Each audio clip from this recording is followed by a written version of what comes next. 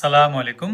এই যে এক মুঠ পরিমাণ পামকিন সিড অর্থাৎ 30 গ্রাম পামকিন সিডে প্রায় 9 গ্রাম প্রোটিন থাকে, 15 গ্রাম আনস্যাচুরেটেড ফ্যাট থাকে, যেটা হার্টের জন্য ভালো। এবং এই এক মুঠ বা 30 গ্রাম পামকিন সিডে প্রায় 150 ক্যালোরি থাকে। এটা মাথায় রাখতে হবে। আমি এই খাবারটি দিয়েই ইনসুলিন রেজিস্ট্যান্স রিভার্স করে ফেলেছি ইনশাল্লাহ, এবং এটার কেজি হচ্ছে মাত্র 700 থেকে 800 টাকা।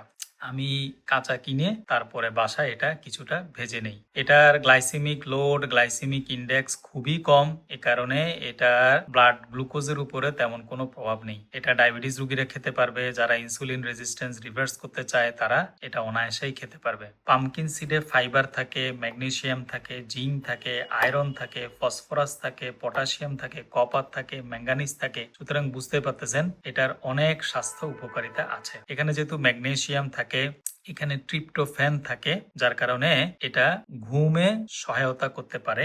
এছাড়া এখানে যেহেতু জিঙ্ক থাকে, ম্যাগনেসিয়াম থাকে, ফসফরাস থাকে, এটা হাড়ের স্বাস্থ্য ভালো রাখতে সহায়ক, এবং এটা শরীরের রোগ প্রতিরোধ ক্ষমতাকে বুস্ট করে, অর্থাৎ শরীরের রোগ প্রতিরোধ ক্ষমতাকে ঠিক রাখতেও কিন্তু সহায়তা করে। আপনারা খুব কম দামের মধ্যে সাশ্রয়ে আপনাদের ইনসুলিন রেজিস্ট্যান্স সমস্যা রিভার্স করতে পারবেন। সাথে থাকুন। ধন্যবাদ।